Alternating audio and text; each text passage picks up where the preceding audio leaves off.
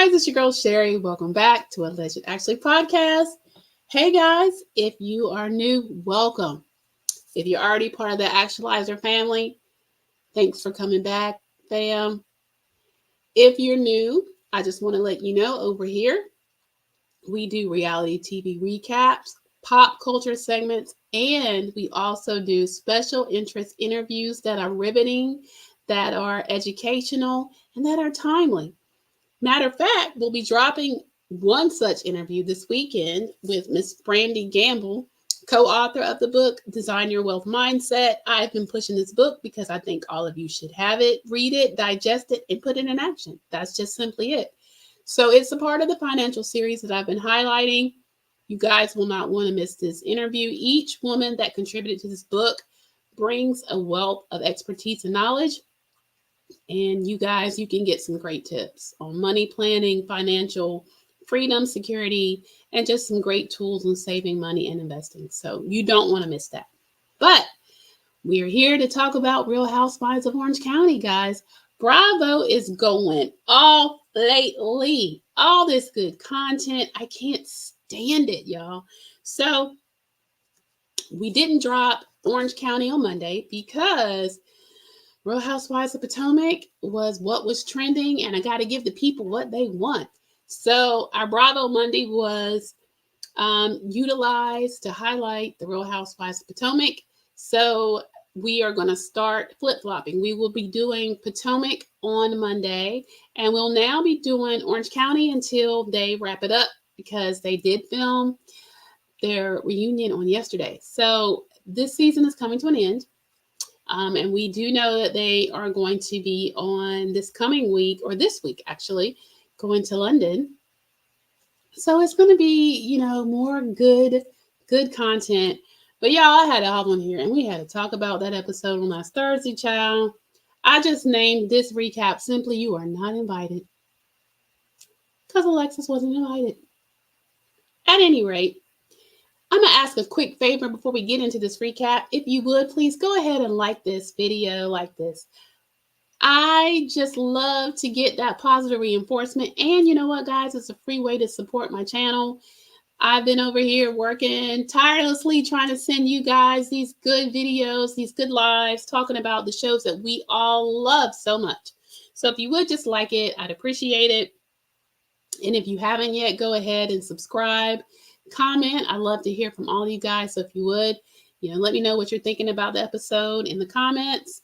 And last request, guys, just share it with your family and friends. I mean, listen, when I find something I think is good, I like to share it. So that's what I'm asking, guys. Just share it with the masses. So anyway, y'all, let's talk about this episode, shall we? So it opens up with Tamra leaving Katie's party. And she goes and stumbles her way to the car. And Katie getting up and following her out to check on her. Didn't y'all think it was very telling that Eddie didn't get up? He sat right there looking crazy. He did. He did not get up and follow his wife. Listen, I think that we're going to hear some Trouble in Paradise pretty soon. I don't think it's as lovely and as functional as Tamra wants us all to think. Eddie was giving, "I'm tired. It's a lot." Child, he's even giving his health maybe in question. He just didn't look good. What do y'all think? Put it in the comments. And he was looking kind of haggard. And we know he has an issue with his heart, but he really, his skin, like he looked flushed. He just didn't look like he felt good. Maybe it was just a drama. I think Tamara's taking a toll on him. I'm just saying. Y'all let me know what you think. But anyway, honey, Katie goes out there and she asked Tamra why she left. And she said, Jen knows that Ryan is a piece of ish. And to ask her about the FBI. And that there was a lawsuit going around about the FBI, illegal gambling, and Ryan is a horrible human being. And in confessional, Tamra goes on to say there's an account on Instagram. I'll get to that broke it all down on things how they go down in Las Vegas, things with his partner. And they flash to content creator Giorgio Says, shout out to Giorgio Says on Instagram, breaking it all down allegedly. And she also says, allegedly, Ryan's partner address is Ryan's home address. So Katie's just taking it all in, and she's like, okay, all right. She goes back to the table, and she lets Eddie know that Tamra's ready to go. As if he couldn't figure it out when she stormed off and said she was done. Ciao. All right. So Eddie gets up and says his goodbyes. He does shake Ryan's hand this time, and he hugs him, and he hugs Jen. And she asks him to help her with that. In other words, just help me with that foolishness that you call a wife, please. Okay? And so Jen in confessional says that, one would think she was blindsided by Tamra's behavior. But sadly, she knew it was just a matter of time. And Jen tells everyone, yeah, their truth was just short-lived. Back in confessional, she says it's hard for her because she loves Eddie, but Tamra just can't help herself. She's not loyal to anyone, especially not to her. Well, Tamra tells her that Katie's very upset, and she's like, she told me to ask you about the FBI. Well, Ryan chimes in. And you guys, I don't know. You guys weigh in and let me know. How do you feel about Ryan? I'm going to say, do I think there's some shadiness going on there? Possibly, yes. Did he win some cool points with me by the way he checked Tamra? Yep, sure did. But he was like, FBI? That's interesting. He said one of his best friends is going through something. He looks at Jen and says, she must be talking about Matt. Now, Ryan, you knew who she was talking about, sir. Emily goes in, child, and she's like, do you host people in Vegas? And he said, Matt is one of my closest friends, and he goes to Vegas often. And he said, but I don't know anything about hosting. And she was like, He's like, I never hosted anything. But Emily is not to be stopped. She keeps going. And she said, I didn't know, because isn't that what he was doing? Ryan's like, no. She said, because I thought he was hosting big timers in Vegas. And that's how he got in trouble. They were using illegal money or something. And Ryan's like, no, not at all. And Emily was like, well, then why the FBI, Ryan? And then he goes on to explain Matt's a professional gambler and he's got a booking business. Okay. And that he really can't speak on it, child. So that's it there. And she said, okay, because I thought y'all did the same thing. And he was like, no. And she said, because, you do go with him to Vegas all the time. Emily, dang. Take off your little law hat. You're not practicing now, so you don't have to interrogate the man. Good gracious.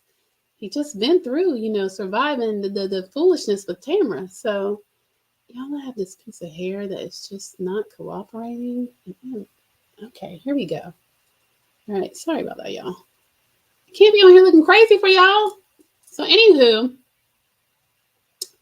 getting back to that, basically, Emily's in confessional and she says she heard the rumors about Ryan, the FBI, and his partner being investigated by the FBI. Now, she says she doesn't know the details and she doesn't know if it's true. And that's the difference between Emily and Tamra. She says it's rumors, and Tamra likes to run like she knows it for a fact. And that's what's about to get her butt in trouble. Now, I know you guys heard about the lawsuit that Ryan is allegedly going to file against her for defamation. Listen, he's well within his rights at the way that she presented herself on that episode, not this week's, but last, and on Watch What Happens Live. So we have to keep watching to see what goes down with that. But she's like, she doesn't know the details and she doesn't know if it's true. And Emily says that Ryan goes to Vegas like it's his job. She's like, his career is going to Vegas. And she's like, I don't know what else there is to do in Vegas but gambling, going to shows, drinking, and prostitution, because it is legal there. So at this point, the night's wrapping up and Katie apologizes to everyone for how everything went. And they're like, it's not your fault. It's totally Ryan's fault. No, it's totally Tamra's fault. Listen. So then we go over to the scene with Heather. And she's at a place called Backyard Expressions, which is a patio furniture business that she's going to meet Shannon at. It is Shannon's 60th birthday. And Katie is also going to join them there, which I thought. Katie and Shannon are really good. So I like, okay. But I thought, ooh, so now we're going to get a scene with Katie with Heather and Shannon. Okay. All right. That's progress, y'all. I told y'all, Katie is a keeper. Y'all let me know what you think, but I'm loving what she's brought this season. Yes, she came in a little hot for Heather. However, she is holding her own and she is making herself right at home. I mean, I'm here for it. I really want to see her get another season. But Heather is just all hyped up about celebrating Shannon's big day. And Shannon says that she really doesn't like to, be the big center of attention, and she doesn't like all the hoopla over her birthday. I don't know if that's true, Shannon. I think sometimes you do like things to be about you, but okay. Maybe not birthdays. So Shannon's looking for an outdoor sofa, and they're looking through, honey, and everything that Katie suggests, Shannon is not having it. Katie's thinking, well, maybe it's because we have this 20-year age gap. Shade. So they asked Shannon about the show, her and Vicky's show, and she said, you know what, y'all, it's going great. They had 2 back-to-back sold-out shows, and so she wants to ask them how things were, back over there. And Katie says that Jen's party was literally a crap show. And then she was like, something was wrong with Alexis, and she just wouldn't tell us what it was. And Shannon's like, oh, yeah, you mean Alexis and John's PR stunt. They gave People magazine, the details of the lawsuit. And Shannon was like, she thought, I mean, what do I do? I mean, it's not about money. And Heather's like, oh, no. It's not about money. She said, it's kind of like he didn't want that non-disparagement clause. And basically, she's telling Shannon it's because if he was to sign it and Shannon wants to continue to talk about him or trash him, then, he can't say anything to defend himself. And Katie kind of co-signs on that. Shannon says in confessional, the sole purpose of him putting it out to the public is to make her look bad and to hurt her. Well, no duh, Shannon. Now, I think we've all kind of come to that realization. It's probably bigger than the money. And I mean, listen, it is what it is, I think we're clear that their motives are to get at you. And so Shannon says she just wants to move on. And she says, oh, by the way, guys, when he broke up with me, he sent that story to People as well. And then she's like, I mean, like, who does he think he is? And I'm kind of agreeing, like, why do we care? I mean, John Jansen is not a celebrity. Who cares? You know what I'm saying? I mean, if he wasn't even dating Shannon, would we even be talking about him? No. Y'all, it's a lot. So anyway, Katie tells them about her dinner party. Listen, when she was talking about the dinner party, I'm just going to ask, did y'all catch that look on Heather's face? That look of annoyance? Like, ugh. She runs down her guest list and lets them know Tamra and Eddie came, Emily and Shane, and Jen and Ryan. And she wanted them to know how heated it got. So then we do a quick back over their scene to Gina and Emily. Emily comes to visit Gina to let's see how the renovations are going, how the kids' rooms are looking. And basically, as they go into the bedrooms, they have a fireman's pole in there. Gina's son slides down all cute, and, they decide to give it their little shot at coming down the pole. Child, lighthearted moment, talking about stripper poles, child. There's always a good stripper pole talk in every housewife franchise, pretty much. Basically, Emily's thinking she'd make a good stripper, but, she wanted to be like a golden girl. And Gina didn't think, she would so much because it's too much work. Producer says, well, look, you could also come up with a stripper name like Lazy Susan. And she was like, no, I don't think that would work out so much because that's obviously her mother's name. So there's that. So they talk about the dinner party too that happened in Katie's. And She shows it goes back to the flashback when Tamra calls Ryan a little B. Y'all, that episode, I told y'all when I did the recap, it was little B, baby bees. It was bees everywhere, child. That's what I should have named it. Bees everywhere. That was crazy. Gina said Tamra can't keep doing stuff like that, though. She just can't have 3 martinis and then, come out the lips, say whatever she wants to say. So, back over to Katie, Shannon, and Heather. Katie continued telling the story, and she tells Tamra started calling Ryan a little B. There you go. And how Jen yelled at Tamra. And y'all, let me just say I was so proud of Jen for standing up to her. And, look, she's finding her voice. I think it's great. I also like Jen. I know it started off shaky because of the whole victim thing and her not paying the bills and all that. But I like Jen.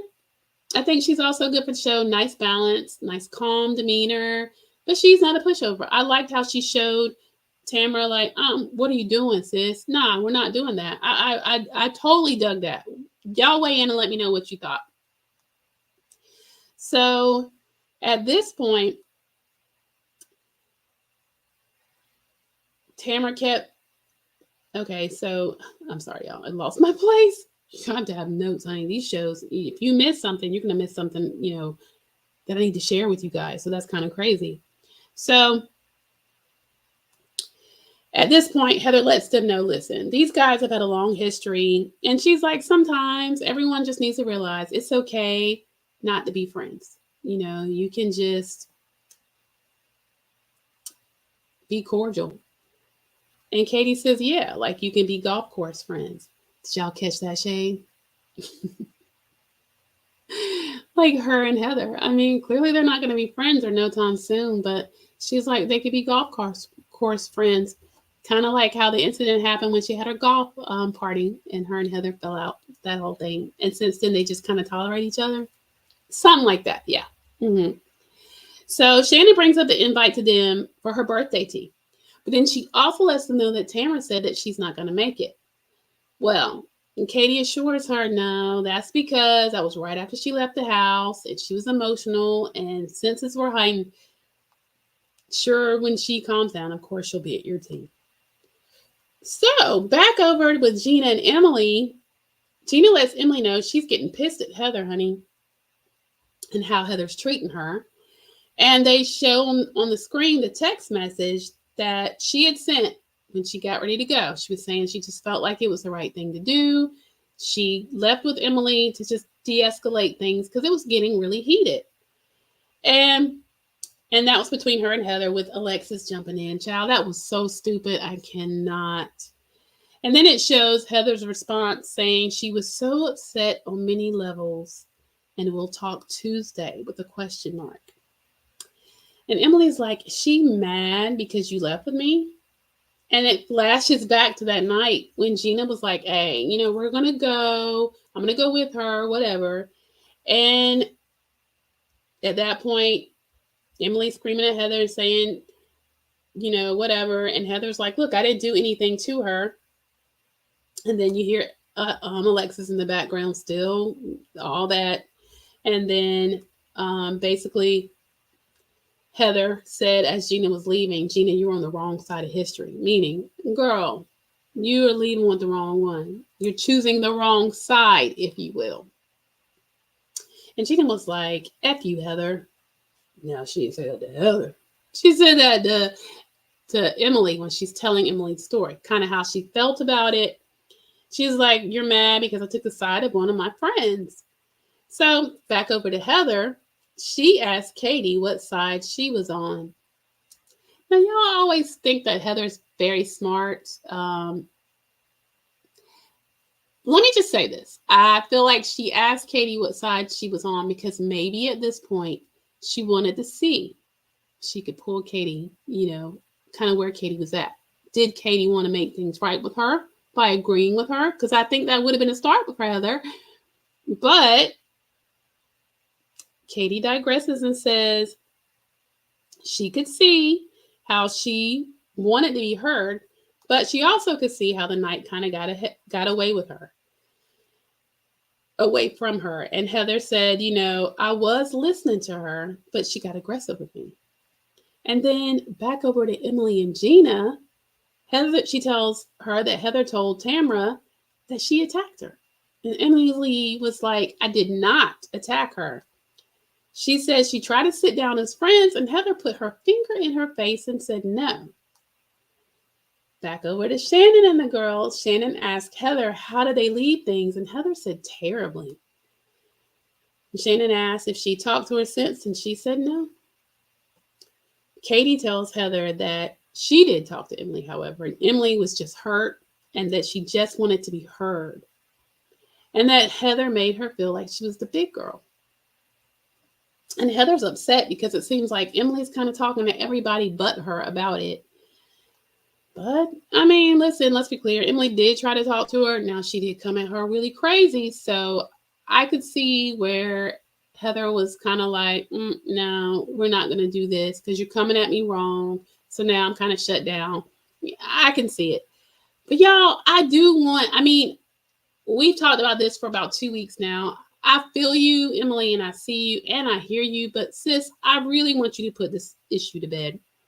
And perhaps because in this episode, she and Heather do get their chance to talk, and I'll get there, maybe she'll be able to, because I don't know. What do you think that Emily's making a little bit too big of a deal with the whole fashion show and the dress and the jeans and the oversized jacket thing? Or, like I said before, I feel it.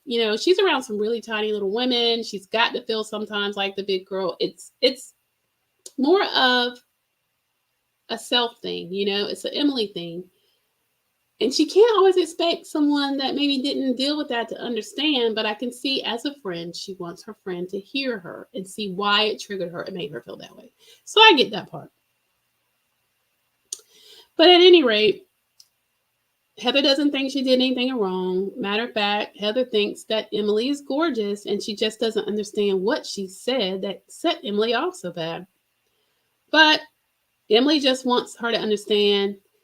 And she talks about how after being on the show, and I can imagine, y'all, how she was body shamed, how even after all of her working out and losing 40 pounds, she's thinking she's looking good and she's posting and people are still like, oh, are you going to lose weight? And she's like, I've lost weight. I feel for her.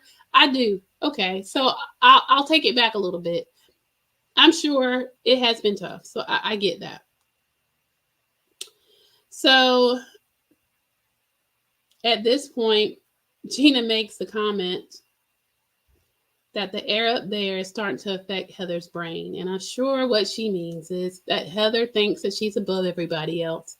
And so she's saying maybe the air in the stuck up land is starting to make her brain affected. Okay. So at the next scene is Emily has gone over to a tailor shop to help an ex-con named Anthony. And she states that she's not practicing law anymore because she's now taking time to raise her kids. Which, y'all, shade. I don't know. It seems like Shane's the more hands-on parent now, but Shane is practicing law. Shane passed the bar. And so Emily is not practicing. She's supposed to be now doing more with the kids. But she still likes to be involved with this program where it kind of helps ex-offenders, particularly those that were wrongfully prosecuted, to assimilate back into society. And she's there to help him get a tailored suit. We find out his story that he was arrested at 15 for a crime he did not commit. Turns out his half-brother actually did commit the crime, but I guess he felt like because his brother was 15 and if he let him take the rap, that somehow his punishment would be less severe. And it turns out that man did 18 years in prison, y'all. And I love how she's doing this work with the Innocence Center to, get eyes and ears on this problem. And she said the laws need to change, and they do. And so I thought that was a really good scene where we get a chance to see that Emily is involved. And this is not the first time. She did something it might have been last season or season before, with some of the women and helping them to get reintroduced into society that had a past, and were locked up. So kudos to you, Emily. We then go to the scene with Katie and her family. They go to a Korean barbecue. And this scene, I'm not going to hold you. It just basically was about Katie wanting to find her birth mother in Korea, and her daughter Kylie really leaning into her Korean ethnicity, the culture, learning the language. Katie is not there as much as Kylie, but they're all trying to get better at it because they're going to take a family trip to where Katie is from. And she is going to pursue looking for her birth mother. So that's just a little bit more meat on the story, y'all. I mean, I like how she's letting us in to her family, her struggles as being adopted. She's adopted by a Caucasian family, does not know her Korean roots very well. Her daughter is kind of, trying to do that and really lean in and to immerse herself in Korean culture. And as such, Katie wants the missing piece. She feels like that finding her birth mom would make her feel complete. So I think that scene was just to kind of give us more meat and more background on Katie. And so, all right, then we go over to all the ladies getting ready for Shannon's tea party. And so Jen and Katie are talking as they're getting ready. We see Emily over. Emily has gifted Shannon a portrait that was done when Shannon had accompanied her on her boudoir shoot. Apparently, the photographer did a couple of photos of Shannon. She has put it, got that picture and has had that nicely framed. Shannon looks great in it, by the way.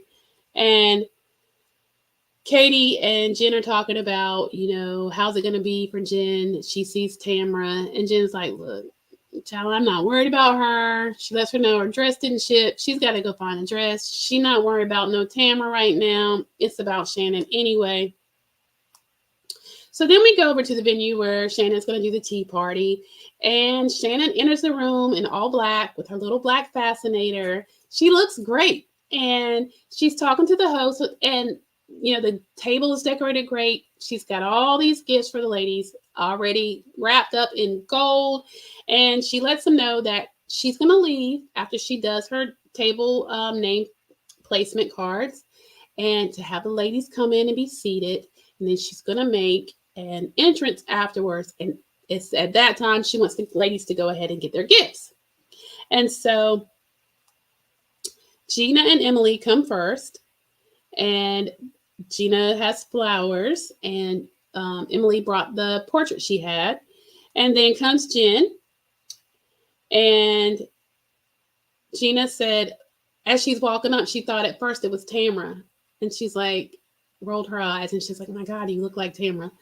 Now, let me just say, child, first of all, yeah, in the sense that they're both blonde and small in stature, but Jen looks better than Tamra.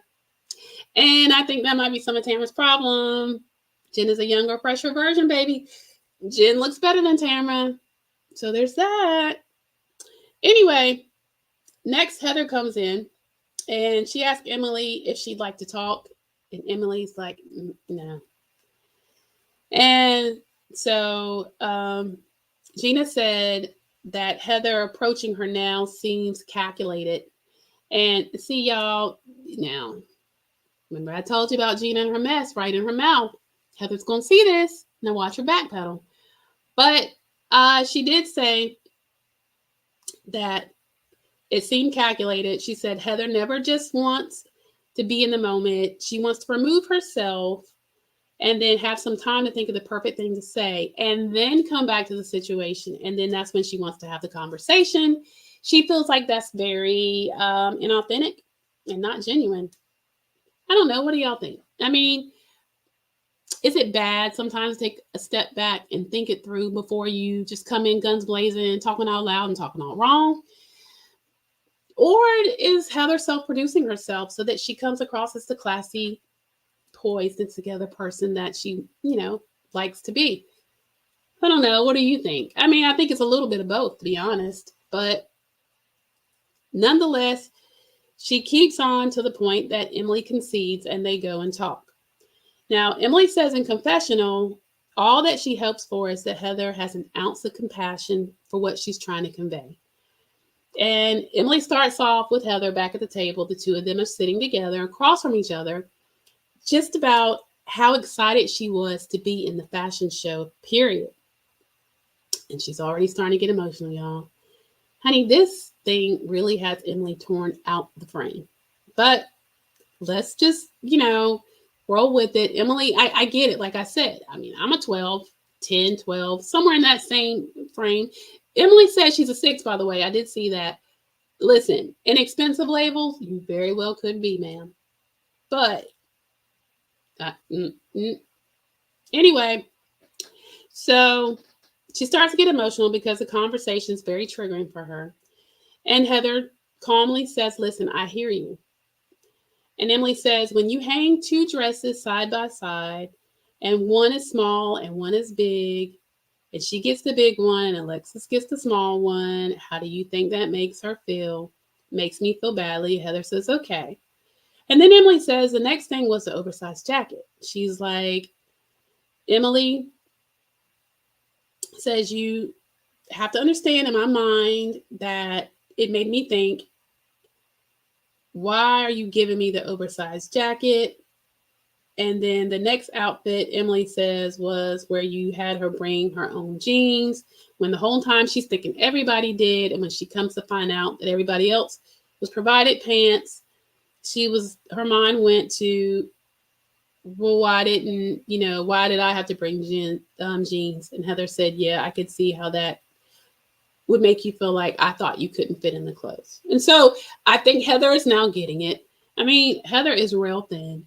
So I'm sure that it never crosses her mind about body issues in that regard. Now, being in Hollywood and being an actress, you would think that she'd understand, but I don't think that was ever her struggle. That just wasn't her ministry, guys. So, but being a good friend is taking the time to listen so that you understand your friend's perspective.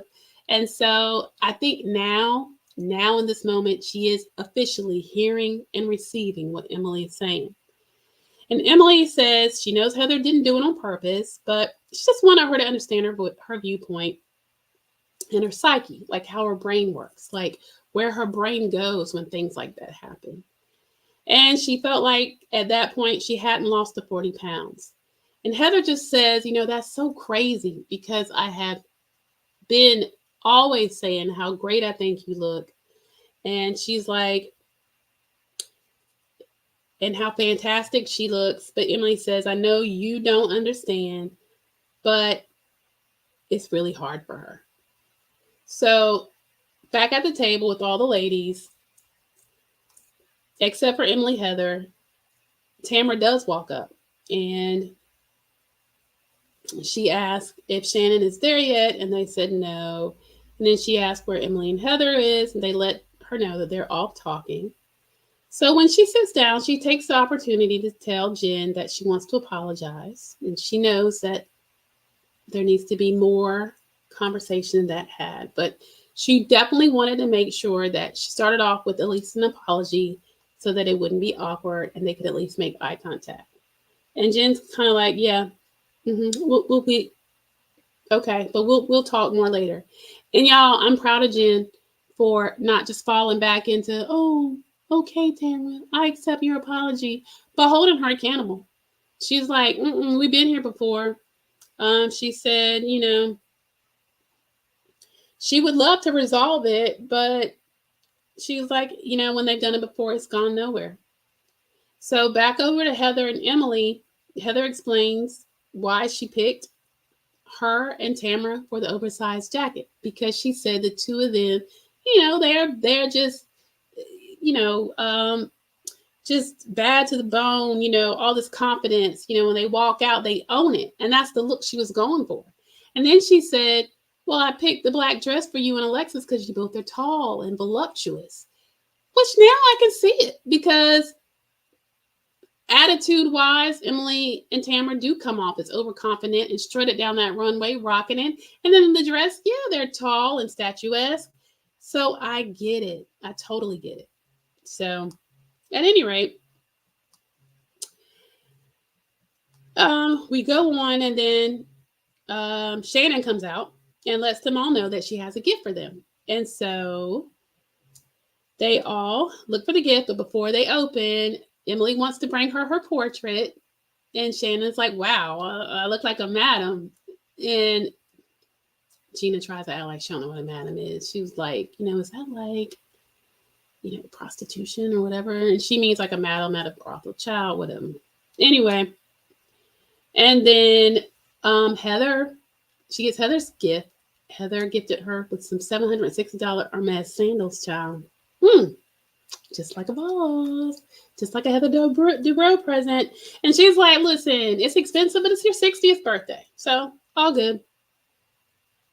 Now, that's when she has everybody get their packages. And as they're opening it, they all get some tea. And that's when she opens the black dress and reveals underneath her glittery dress that is in the British flag. And she lets everybody know they're going to London.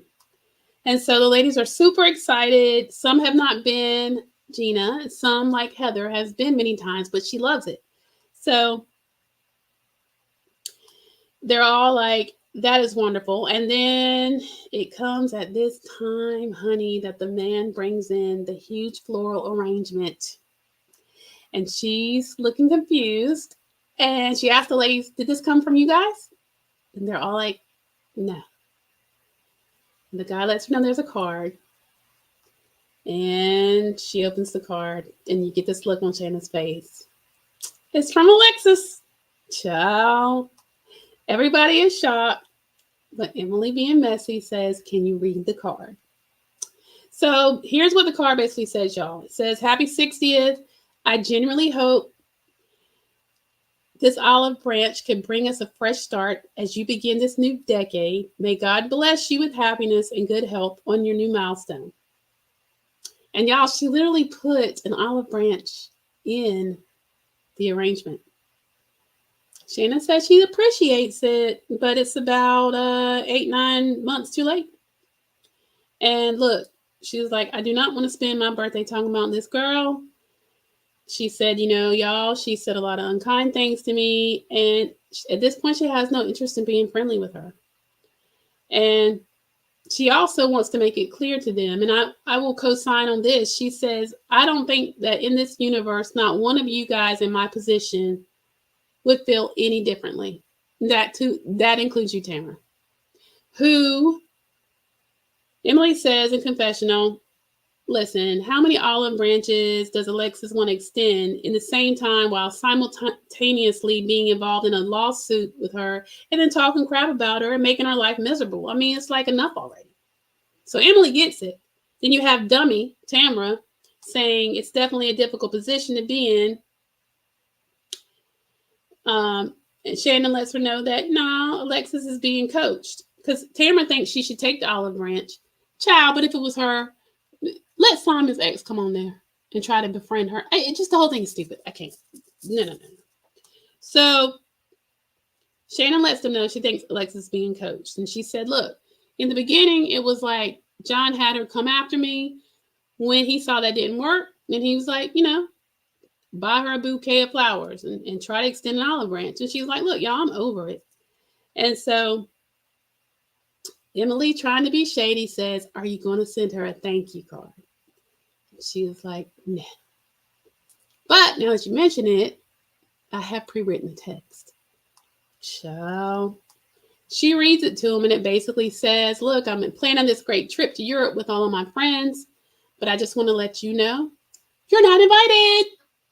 You're not coming, honey. You sure ain't. You ain't coming. Don't try it. No olive branch. No, nothing branch. Nothing's going to help you get more camera time on me. Not on my birthday. No, ma'am. And I'm here for it. Good for you, Shannon. She says she's setting up boundaries for herself. It's her birthday, and she should. Good for her.